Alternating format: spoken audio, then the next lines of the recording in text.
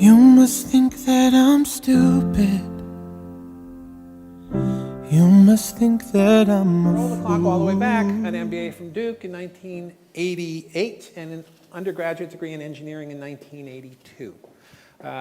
Why were we so keen, to use a British word, to get Tim to come here? Clearly, Apple under his leadership, and Steve Jobs is going to be one of the toughest acts to follow, has done an incredible job. And Apple is a company that is formidable. But he's done it in a way that demonstrates the kind of things that I hope that we're about, which is staying close to customers and creativity, but also as a leader, a responsible leader, and a brave leader, willing to kind of say things that need to be said. I hope that characterizes what Oxford students are all about, which is you should be smart, but principled as well. So I am thrilled, and I mean that literally, thrilled to welcome Tim Cook to the stage.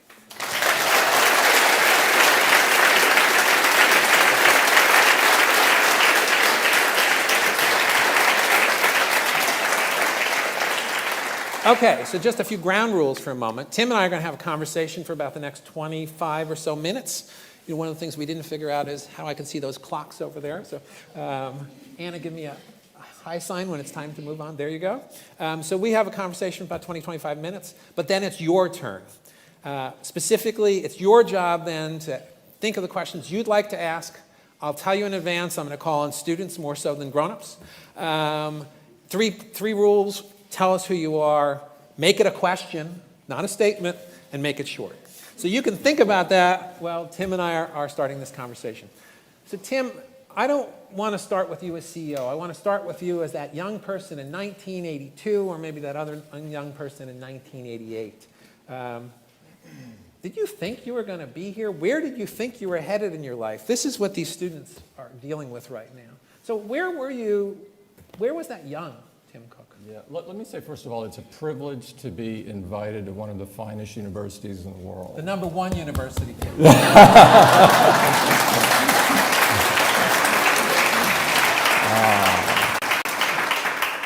You know,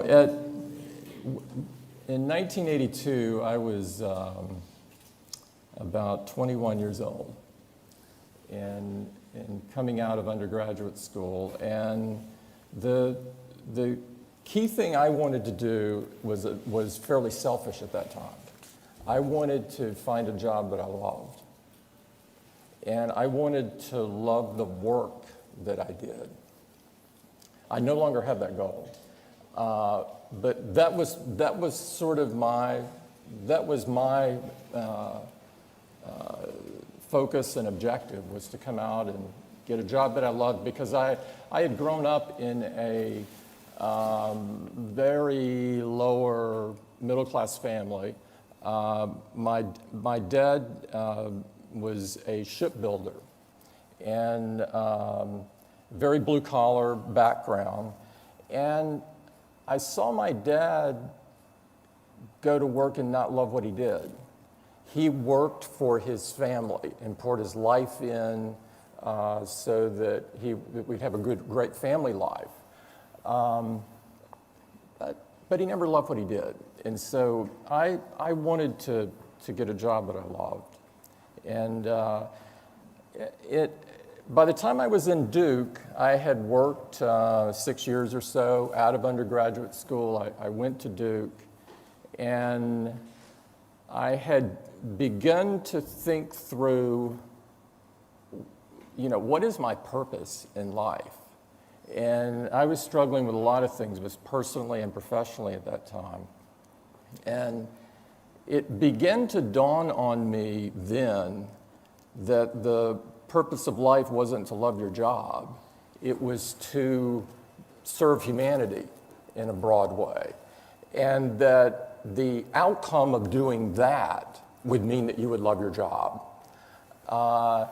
And I began to realize I wasn't in a place to do that. And sometime thereafter, I began to switch companies and jobs and sort of be on this search. And then one day, out of the blue, Steve has come back to Apple and essentially fired everybody that was working for him at that time.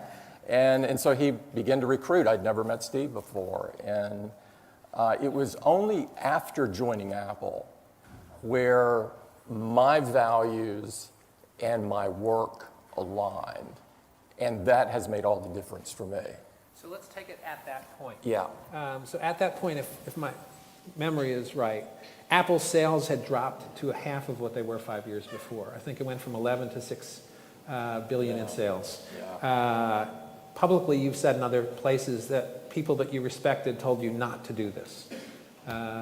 This was a leap. And entrepreneurs out there, there are times you're going to have to take a leap. So how did you take that leap?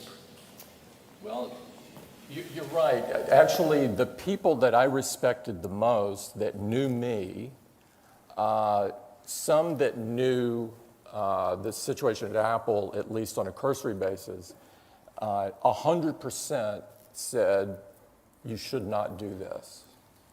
You would be leaving the number one PC company in the world that has a great future, and you would be going to a company that's going out of business. In fact, Michael Dell had just said if he were the CEO of Apple, he would close it down and give any remaining money to the shareholders, because it was clear that the book had been written, the last chapter had been written, it was just a matter of the chapters in between. And there was something in me after meeting Steve where somebody was saying, go west, young man, go west. And I wasn't sure why. You know, I did what an engineer does. I made a list of pluses and minuses. I ran a spreadsheet.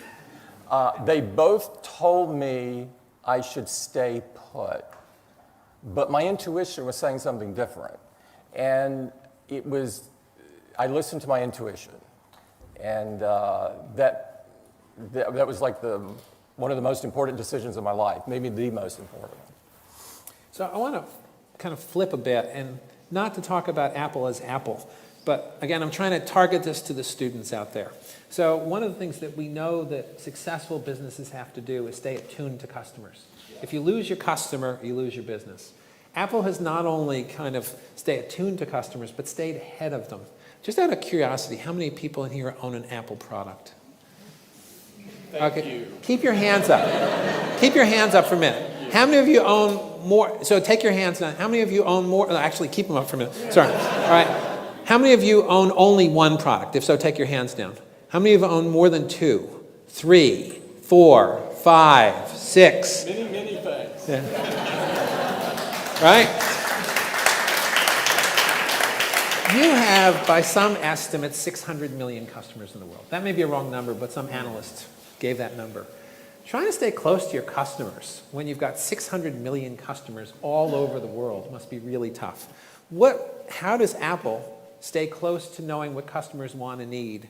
And then at a different level, how are these young people trying to start up businesses? How would you recommend they stay close to what it is that the customer either knows that they need or doesn't know yet what they need?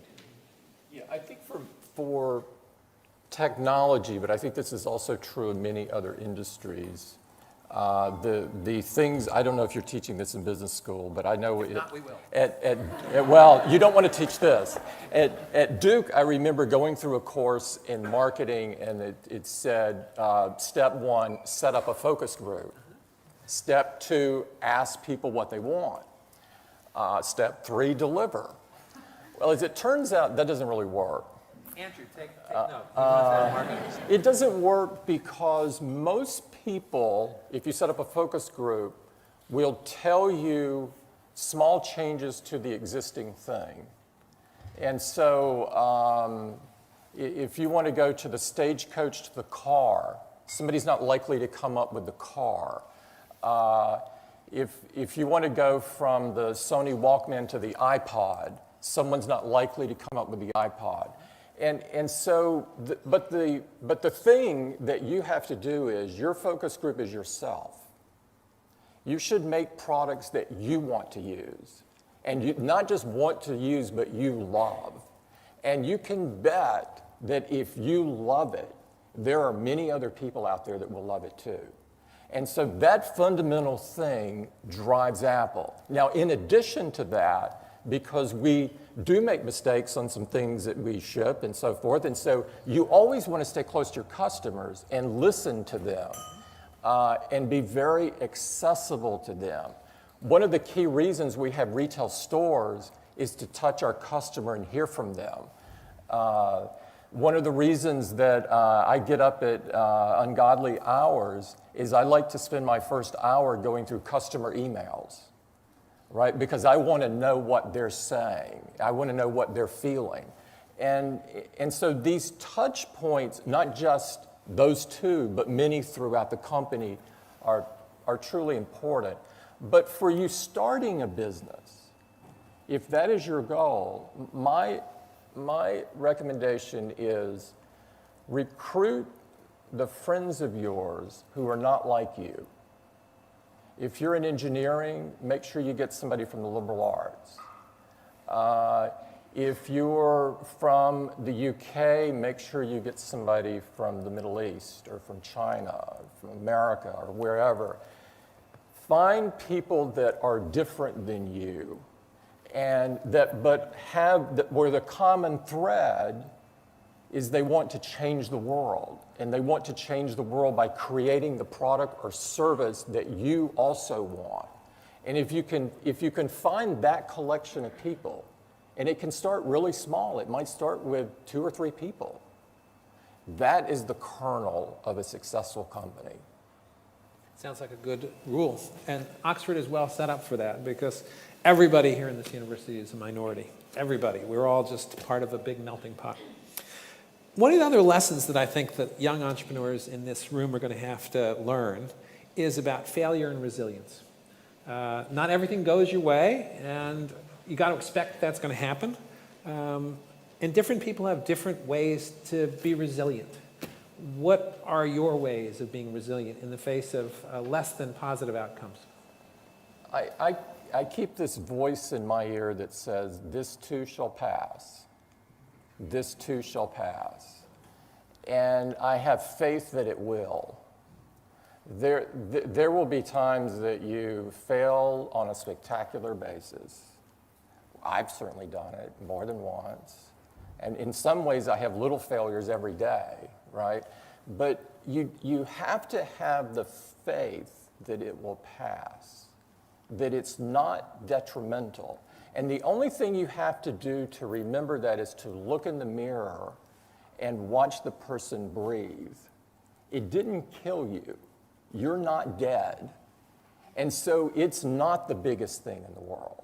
It will pass. And I do that many times a day sometimes when things aren't going well. I remember that they will pass. And once you do that for a while, you won't have to remind yourself anymore. You will be able to take these failures, and in fact, you'll kind of view them not as failures anymore. You'll start calling them things you learned. It won't be so detrimental anymore. And that is exactly how it is for me. So let's take the flip side of that. Yeah. That's inspiration. So you have to be inspired, in part inspired by the people around you. But where do you draw inspiration? What I do is I look to heroes, and I look to how our products are used.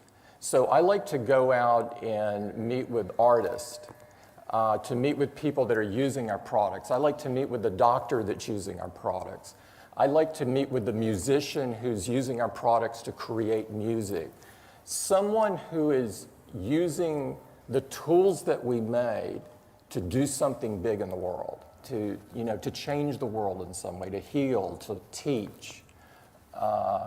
Those things inspire me. So last night I went to the Royal Academy, and I went from sort of artist to artist to artist to see how they were using the products. It's like unbelievable medicine.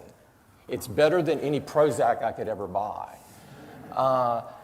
A few hours ago, I was in London, and I joined a group of kids that were learning how to code.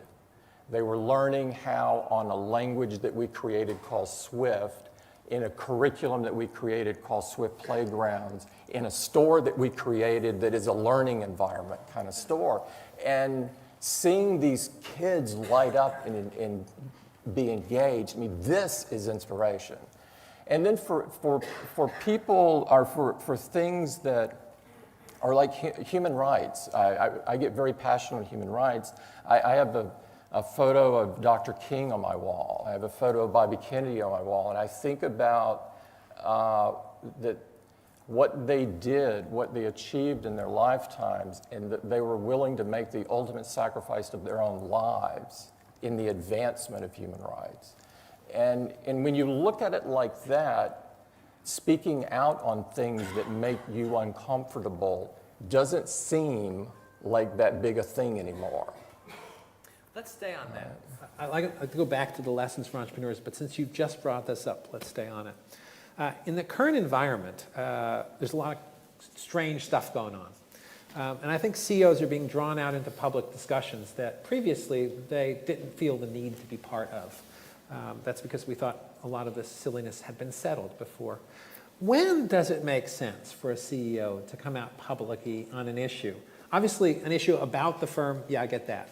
But about more general issues, what should the CEO do? Because as CEO, you're a public figure as well as being the leader of your organization.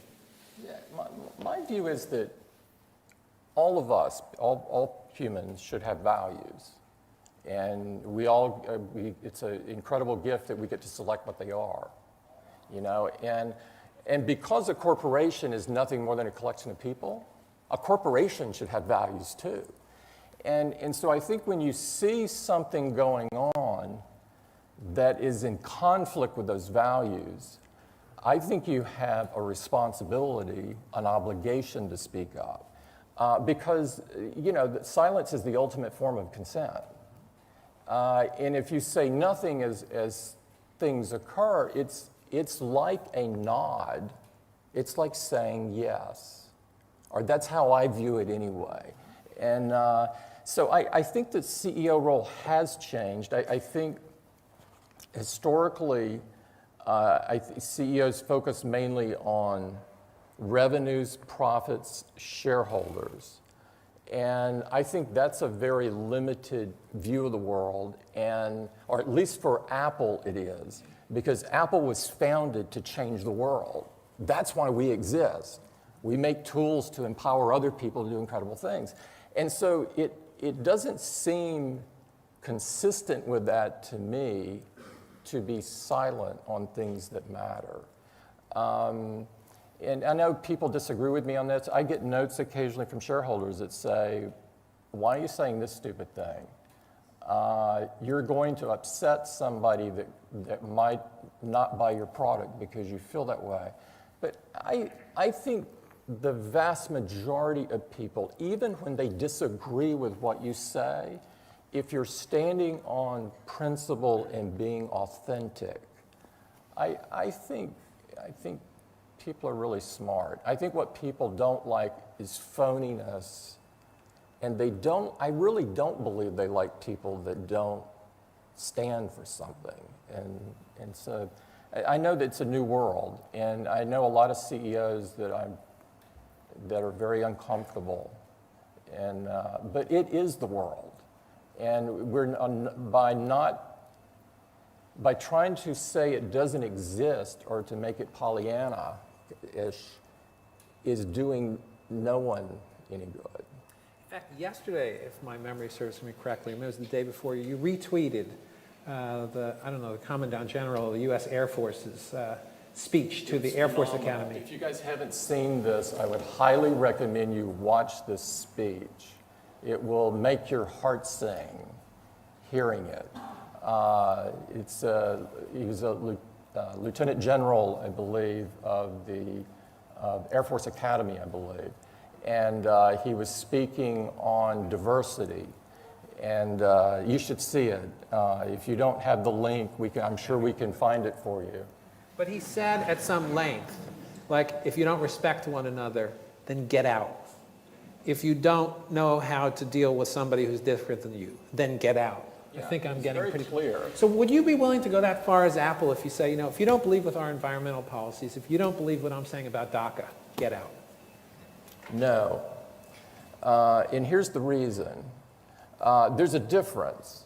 If I would be willing to say get out if you don't treat each other with dignity and respect, you need to leave.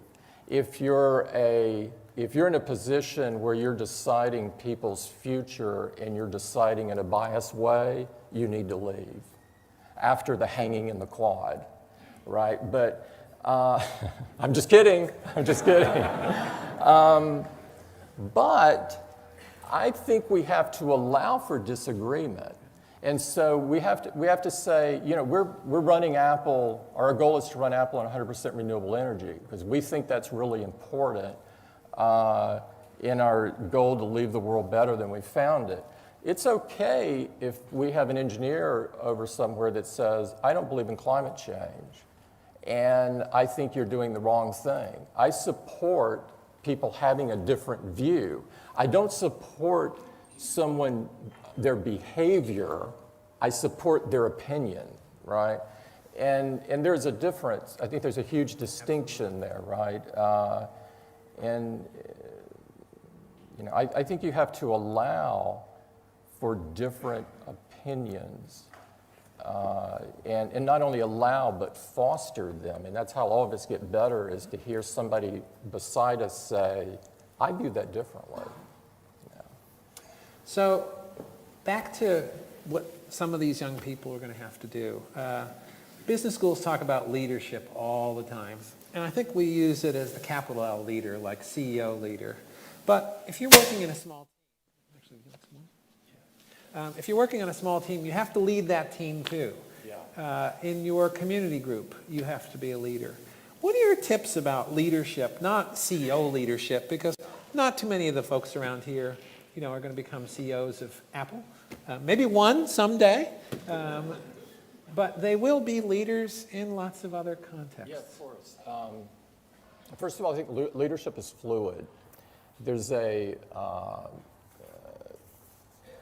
think some people get tripped up on that leadership is a sort of a static thing, or that the manager is the leader.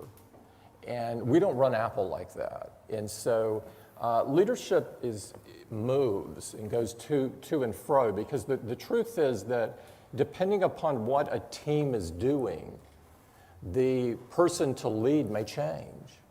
And so sometimes this person may be leading, sometimes they may be in a supportive role. And so I actually think it's very important that everyone have leadership skills.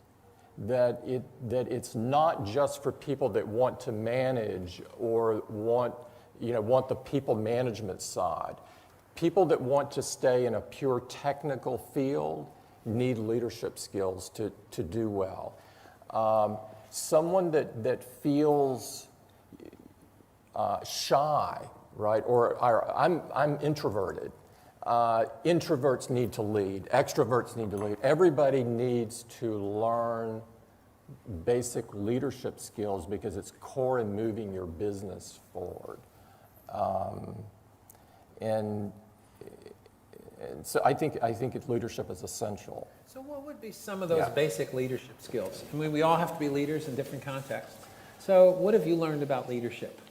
Both, all the way coming up through IBM and Compaq and Apple.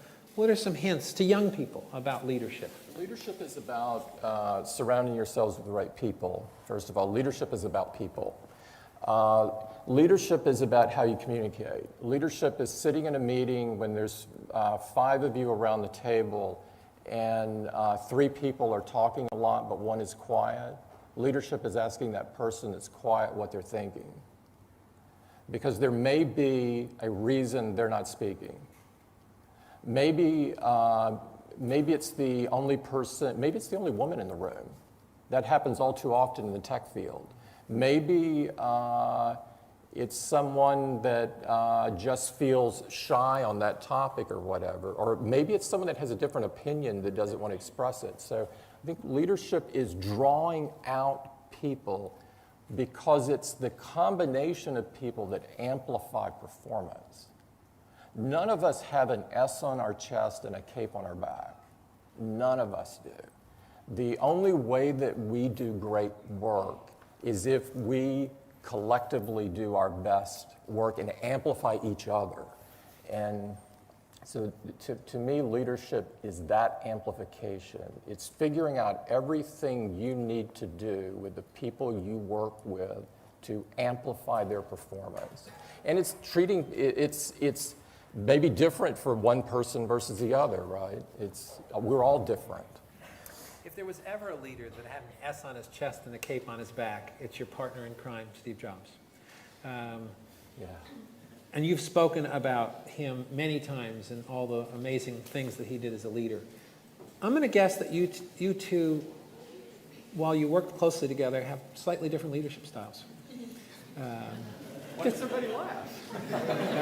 But in any event, I mean, we all work with different people. So what did you take away from learning? What did you take away from the experience that you had working with Steve Jobs? And what of it, how did you internalize the parts that fit for you and the parts that didn't? Working with Steve was a privilege of a lifetime. I mean, it was like it was indescribable. There's not words in the language that describe it.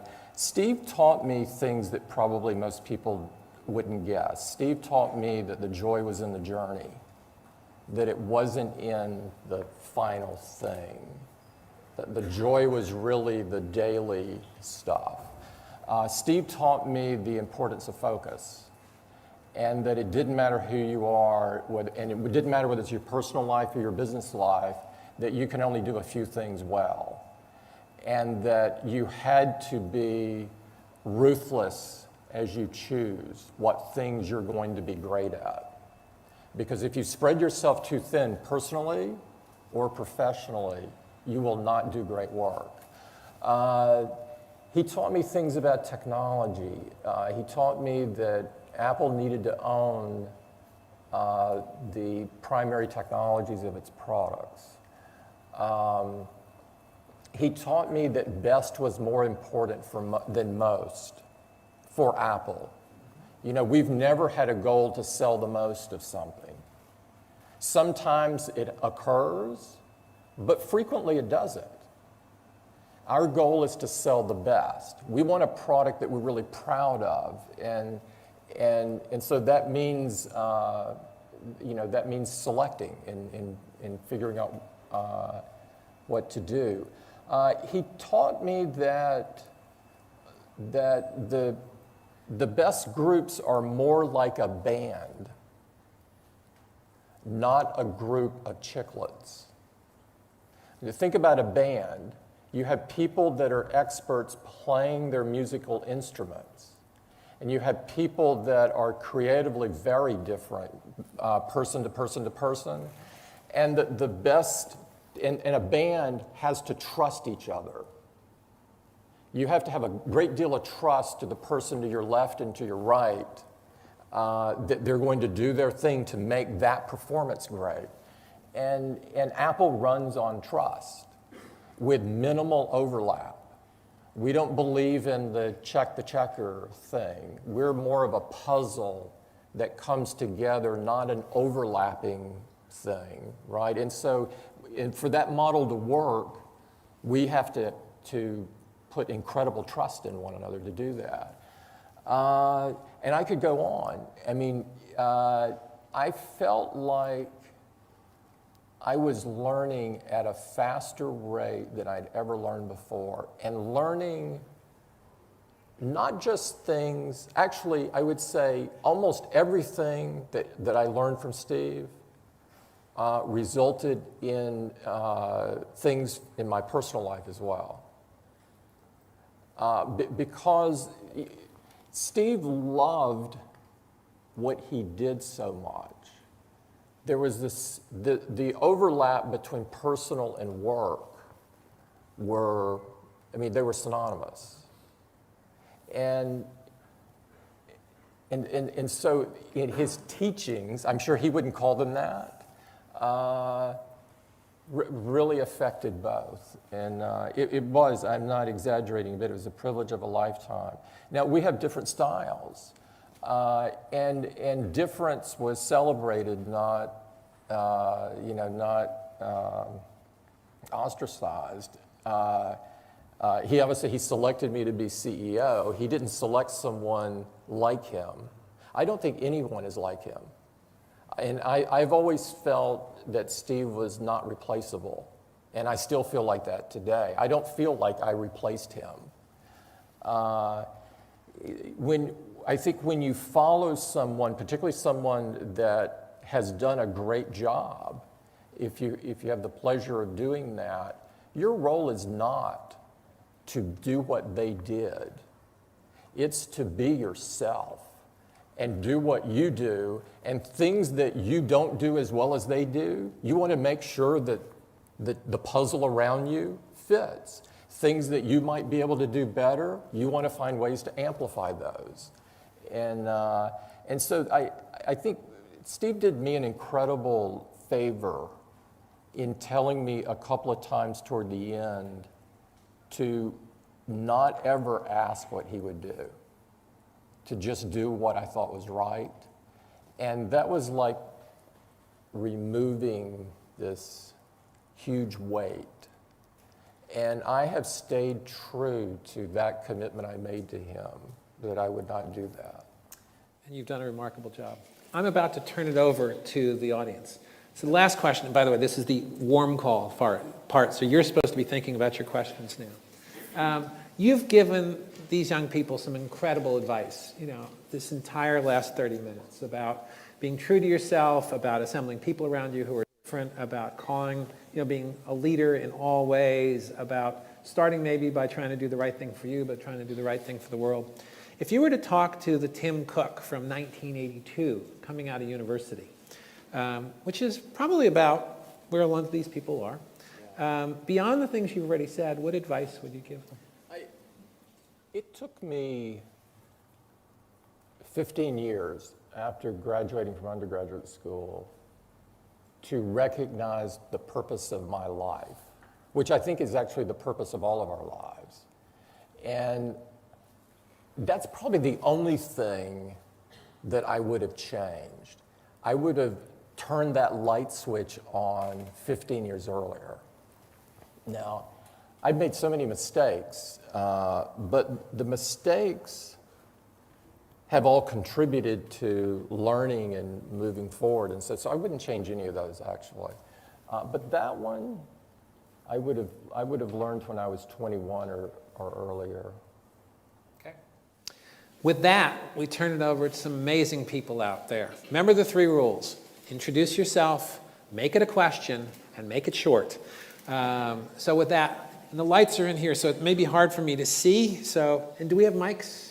We do have mics. Great. Becky. Why don't we start with the woman kind of right back here. Yeah, you. Hold on. There you go. So, oh wow, cool, technology. We're in the Foundry, guys. My name is Hyeon Kim. I'm from the U.S. I'm studying my immigration studies as a postgrad here.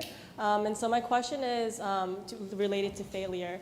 I'm just wondering, have you ever encountered a situation when you failed, and how do you discern whether it's a type of failure where you can learn from and kind of enhance the product and move on, or if it's a failure where it's kind of like a dead end and you have to sort of abandon the ship? Thank you. That is a great question. Some people will tell you, never stop, failure is never final. That's not true. Failure, you have to recognize when something that you're working on is pushing on a wall.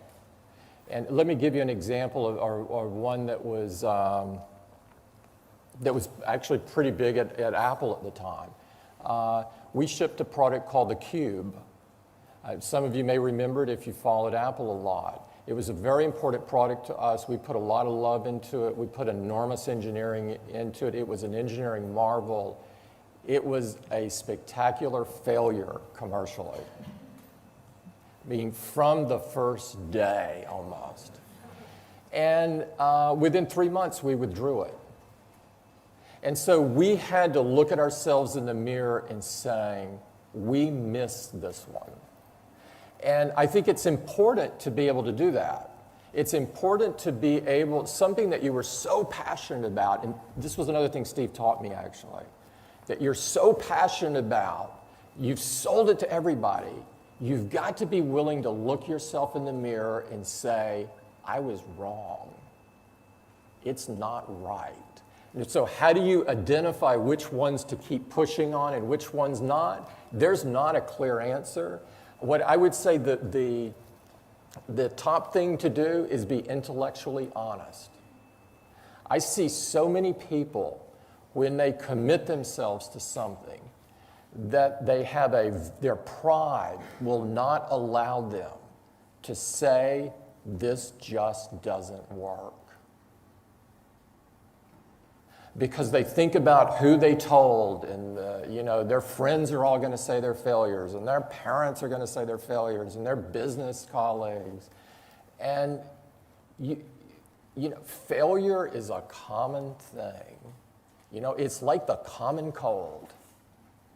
We just don't all like to admit it all the time, but it's that common. And so I do think it's very important to make sure you're constantly being intellectually honest and you've got the courage to change.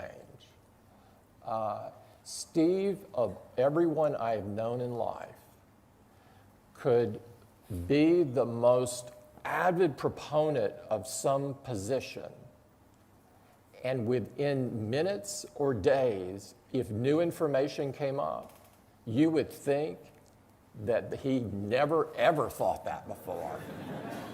Talking about moving the hat, he was a pro at this, and at first I thought, wow, he really flip-flops. And then all of a sudden I saw the beauty in it, because he wasn't getting stuck like so many other people do when they just say, I've got to keep going on, my pride, So be intellectually honest and have the courage to change. Great. Thank you. Let's see. Actually, there's somebody whose hand's up right by the camera there. Yeah, I can't see you. It's the advantage of being unseen. Go ahead. Hello, my name's Arjun Reddy. I'm from the United States. I'm from the United States as well. I'm at the business school, and I'm actually a fellow Dookie too.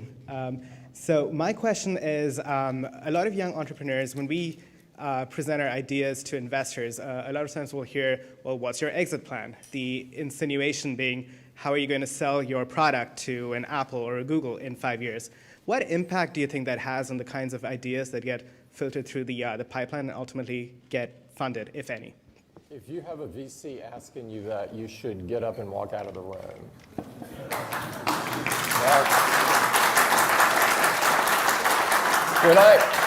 When I first moved to Silicon Valley, it was back in early '98, as the dean pointed out earlier, and we were a year or two later, the dot-com boom was going full steam. And I would occasionally go out socially or something, and I would hear this term exit plan. I had never heard it before. And people were talking about, young people like you were talking about their exit plan. And I think, this is the most bizarre thing I've ever heard. Because, my own view of things were, you work really hard to have a great business that does good, and you keep working at it, and it gets better and better. And so I would get up and walk out. The money you should not be attracted to that kind of money, because those people are not for growing your company and helping you. They're for a quick buck, and it's not worth it. Great. Okay. How about this woman right here? Yeah, I think it's right behind you. Hi, thank you so much for coming and talking to us. My name is Catherine, and I'm also from the United States. Yes, that's right. And I'm an undergraduate visiting student studying international affairs. And my question is slightly similar to the previous question of how do you balance an ability to be a successful business while also having an impact, especially in the service of humanity? Yeah, I decided a long time, or actually after joining Apple, when I saw what was going on at Apple, is that I think every product or service or thing you pour yourself into should serve humanity in some way. And so you might build a product that empowers people to do things they couldn't do before. You might build a product that helps feed people that need to be fed. You might build a product that helps people learn faster. But what I found with myself, the only thing that kept me motivated in the long term was if I was doing something that benefited somebody else. That it's a very empty thing if you're running a business for money.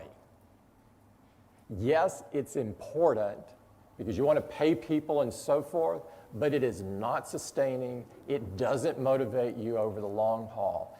And so I would suggest strongly that your charter of your business focus on humanity. How are you going to help somebody? If you do that, that will be the magnet that you need to pull you through the tough nights. And it will be the thing that will attract the best people. The reason Apple has great people is because we have a purpose, is because we're about changing the world and making the world better. That's why Apple exists.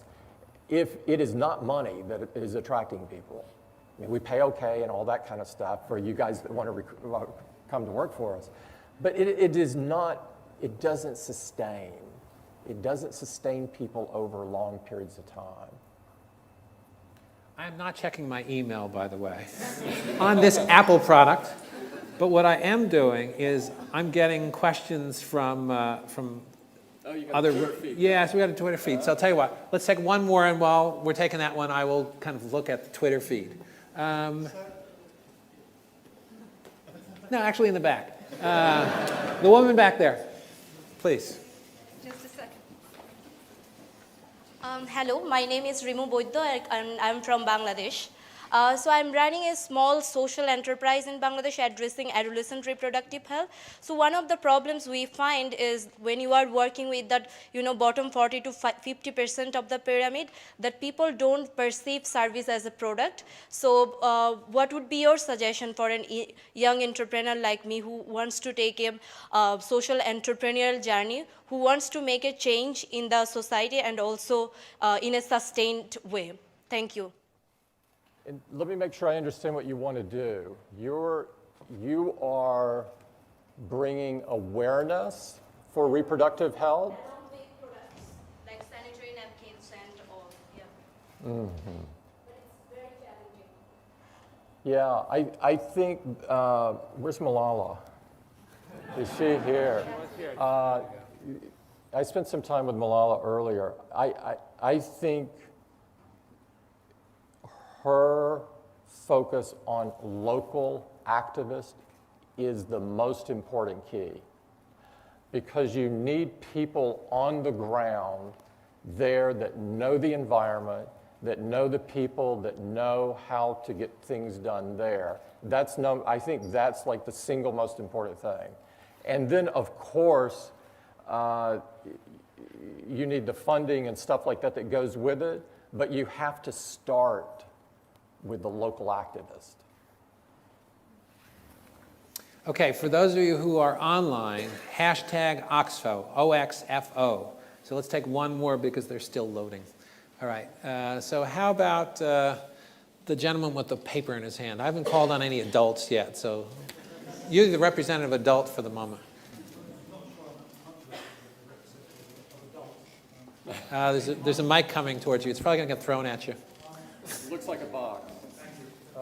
Can I ask, how much conflict do you find is useful in your company, and how do you go about resolving conflicts when you think it's got past the point of usefulness? Really great question.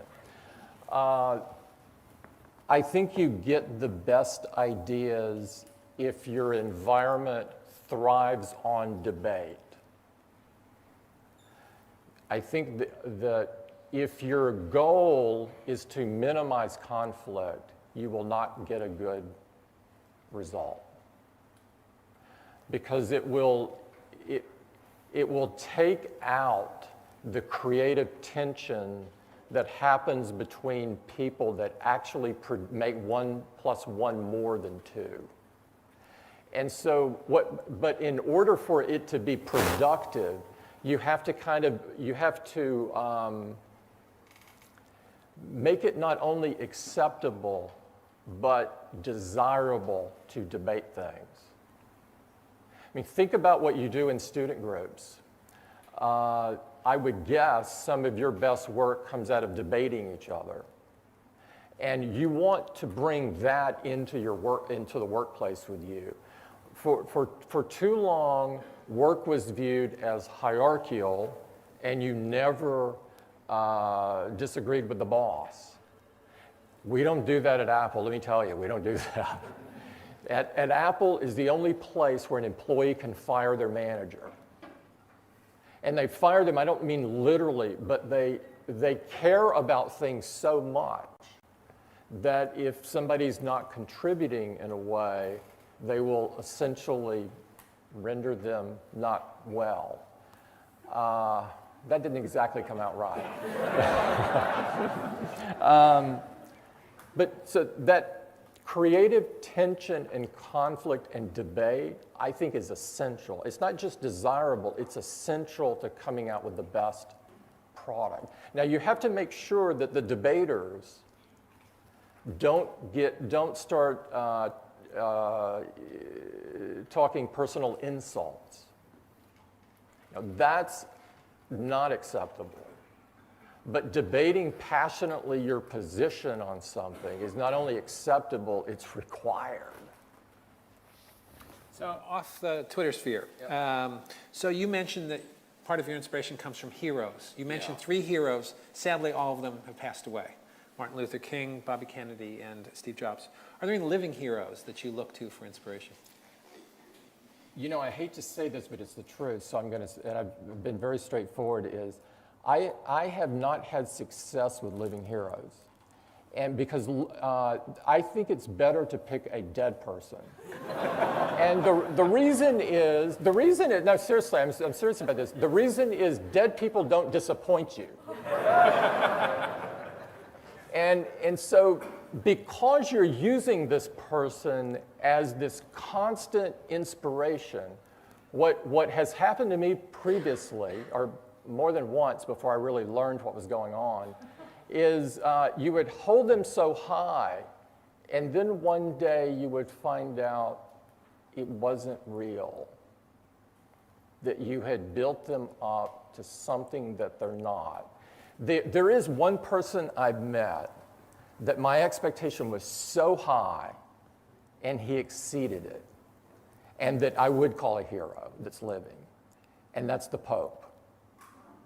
The Pope, I would say, when you meet him, there's a feeling that comes over you that is indescribable. I mean, regardless of your religion, I'm not pushing a certain religion, but meeting someone that is so pure and only focused on improving lives, I think he meets that bar, but otherwise, I would say, focus on the dead. Which is why we study history at Oxford. Okay, more questions in the room. How about this gentleman right here? Right? Yeah. Yep, you. Can we throw him a mic? Here we go. Hi, I'm William. I'm one of the deans at new MBAs. My question for you is, we're living in a really sort of rapidly evolving world, many new technologies coming into play. Of all the new ones, blockchain, AI, Hyperloop, quantum computing, which in your mind is most exciting, will be the most transformative, and why? I'm incredibly excited about AR, one that you didn't mention. I'm excited about AR because I can see uses for it everywhere. I can see uses for it in education, in consumers, in entertainment, in sports. I can see it in every business that I know anything about. I see it, it is wide, it's horizontal in nature. I also like the fact that it doesn't isolate. I don't like our products being used a lot. I like our products amplifying us. And I think AR can help amplify the human connection. I've never been a fan of VR like that because I think it does the opposite. There are clearly some cool niche-y kind of things for VR, but it's not profound in my view. AR is profound. We will look back on sort of this moment or the moment that we announced ARKit earlier in the year, and this will be one of those things in history, I think. It'll take some time. It doesn't happen overnight. But this is big, and it's good for humanity. So we're just about out of time. We'll take one more question. Eeny, meeny, miny, mo. The pressure is on. Actually, Tim, you want to pick this one? Oh, no, you go ahead. I'm just trying to see. You know, there's somebody in the very, very back. It's yours.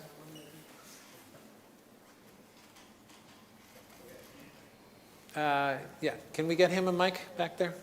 Throw him that mic. Ooh. Don't hit anybody. We haven't done the whole health and safety thing here yet. Thank you very much. Hi, so I'm Alex. I'm a third-year history undergraduate, and I'm also the editor of one of the student newspapers here in Oxford. You talked earlier about responsible capitalism, and I think it's a very pressing topic at the moment. I wanted to ask, at what point do you think entrepreneurship, which is sort of what this is about, come into conflict with the monopolies that in many cases dominate to the detriment of those markets, some markets, mainly maybe, I don't know, like telecoms or the music industry in particular. And do you think there's a solution, and what can be done even by entrepreneurs to challenge that? Sorry, I didn't get the question. Did you? Okay, like this. Is that better? The last bit or all of it? Oh my God, sorry. The very last bit or It all may of be it? my southern ear that's having a hard time translating. Yeah. I think it's the audio. So basically, at what point do you think entrepreneurship comes into conflict with monopolies, and how do you think, what can be done to help the entrepreneurs? That's a really good question.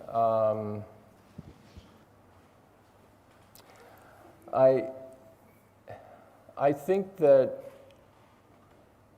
monopolies in and of themselves aren't necessarily a bad thing, but I think they can be a really bad thing. And I think when there's any move at all, I'm not a big fan of regulation, but I think when there's any move at all toward that side, I think that regulation is necessary. Now for us, we have low market share, because we're about the best, not the most. And, but I think it's essential that competitive markets exist.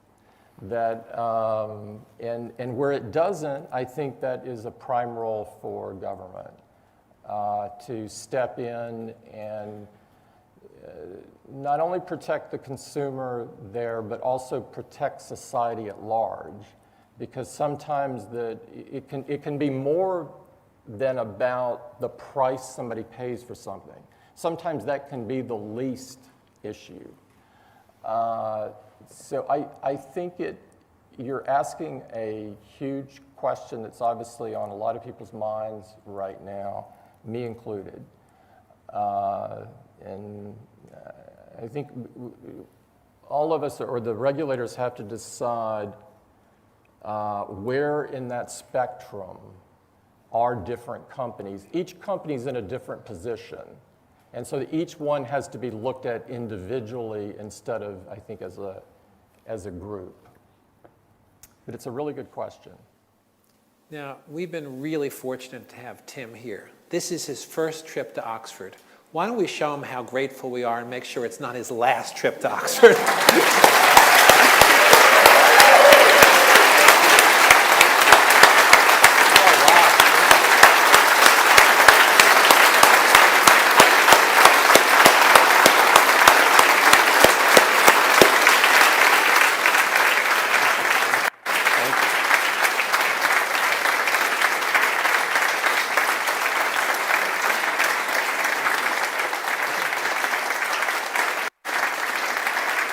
Okay.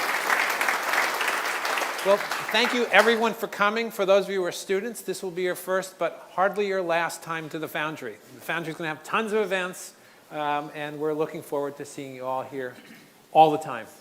So thank you all for coming.